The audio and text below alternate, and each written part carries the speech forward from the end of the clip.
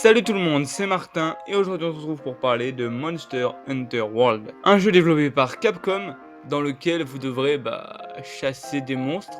Enfin, ça me semble évident quoi. Et Monster Hunter est donc un jeu qui se joue de niveau en niveau. Enfin, en gros, il y a 4 régions dans le jeu. Et ces 4 régions, vous allez devoir les explorer plusieurs fois pour faire des monstres. Et c'est ça qu'on peut appeler, je pense, des niveaux. Alors, ça m'a paru étrange au début parce que je pensais à la base que c'était un monde ouvert. Notamment parce que c'est un des Monster Hunter qui a le mieux marché. Et en plus de ça, avec l'appellation World, j'étais presque sûr que c'était un monde ouvert. Au final, non. Alors, c'est pas forcément un défaut. Mais je pense qu'un Monster Hunter monde ouvert serait réellement une dinguerie. C'est pas comme s'il y allait en avoir un bientôt. En 2025, ouais. Je suis hype, je vais dévorer le jeu. Sans oublier le fait que Capcom sont actuellement à leur prime, du coup je pense que Monster Hunter World sera réellement une dinguerie. Bon bref, revenons-en à World. Il y a aussi une nouveauté qui a été ajoutée dans ce Monster Hunter qu'il n'y avait pas dans les précédents. Maintenant, quand vous arrivez dans une zone, le boss ne vous est pas directement indiqué et vous devez le chercher avec des écofacts que vous devez trouver. Des empreintes de pas, des grosses merdes qu'a pondu le monstre, des choses comme ça. Et ce sont des indices qui vous permettront de trouver la localisation du boss pour ensuite aller le défoncer. Sachant que pour faire tout ça, vous avez uniquement 50 minutes. Alors 50 minutes ça vous paraît beaucoup, mais les boss sont fucking longs. Alors ils sont peut-être même je pense trop longs. Bon après avec les MMORPG j'ai l'habitude, mais quand même là c'est vrai que 50 minutes pour un boss, bon après c'est un peu le charme du jeu au final, mais au début je trouvais ça vraiment long.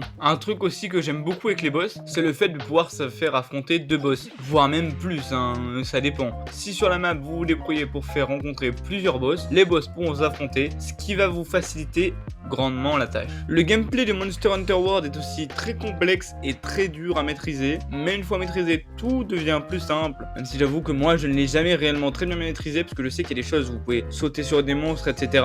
Et ça, j'ai jamais réussi réellement à le faire. Et ce gameplay, croyez-moi qu'il va falloir très bien le maîtriser, parce qu'il y a certains boss qui ont des patterns insupportables, déjà qui font super mal, et en plus ils sautent de partout, ils sont hyper rapides, et des fois c'était vraiment casse-couille Oh! J'ai le droit de vivre un peu? En plus de ça, les boss sont fuyards, ils fuient de partout, il va falloir les traquer à travers toute la map. Enfin, parfois c'était vraiment hardcore les combats. Ah oui, aussi un truc peut-être un peu chiant dans ce jeu, c'est le fait que l'on peut pas mettre pause. Alors vous me direz, c'est aussi le cas d'un Souls-like, mais bon, c'est quand même chiant, ça veut dire qu'on peut même pas envoyer un petit DM à sa crush pendant qu'on joue. Ouais mais Martin, t'as pas de crush? Bah bien sûr que si, même qu'elle s'appelle Tifa. Bon après c'est pas la seule, parce qu'il faut dire que les assistantes dans Monster Hunter World, elles ont une bien belle poitrine qui est bien fournie en termes de composants. Alors là, je peux vous dire que c'est vraiment énorme. Sans doute même assez pour faire une branlette espèce. Le mode en ligne de Monster Hunter est aussi plutôt sympa, notamment avec les sessions ouvertes, ce qui fait que des joueurs peuvent à tout moment venir rejoindre votre session. Et quand vous commencez à arriver au monstre 8 étoiles, ça commence à devenir assez hard. Donc c'est plutôt bien quand même d'avoir des joueurs qui peuvent rejoindre votre session. Il y a aussi un mec qui m'a ajouté sur PlayStation face à des monstres durs tels que le Nergigante. Franchement, la commu est plutôt sympa dans ce jeu. Ah ouais, tu sais aussi qui c'est qui est sympa? C'est ta mère. J'ai trouvé aussi que dans Monster Hunter World, le principe d'équipement, d'amélioration, d'armes, d'arbres de compétences était extrêmement mal expliqué et très mal branlé. Pour tout vous dire, j'ai mis beaucoup, mais alors beaucoup de temps à comprendre l'arbre de compétences de Monster Hunter. En gros, si vous voulez, vous avez un arbre de compétences dans Monster Hunter pour les armes, et en gros, si vous voulez, quand vous allez sur une arme, vous avez un arbre de compétences commun à toutes les armes, et chaque statistique que vous améliorez dépend de l'arme en question. Donc en fait, c'est totalement un bordel. Je pense que vous avez peut-être même pas compris ce que je vous baragouine. Enfin bref, c'est un bordel monstre. Monster, vous l'avez? Ta gueule, maman! Bon, vous l'aurez compris, dans Monster Hunter, on a une boucle de gameplay assez répétitive. C'est toujours rentrer dans le niveau, trouver le monstre, le tuer. Rentrer dans le niveau, trouver le monstre, le tuer. Toujours pareil.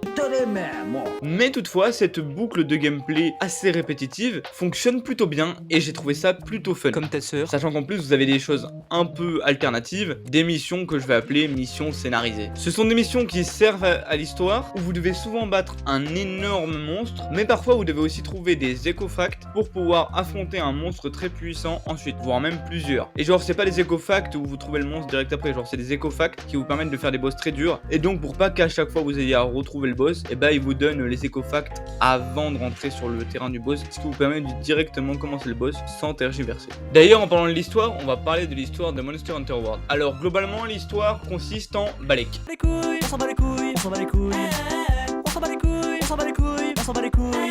Maintenant, on va parler des palicots. Est-ce que c'est un peu comme la boisson qu'on boit? Non, pas le pulco, les palicots.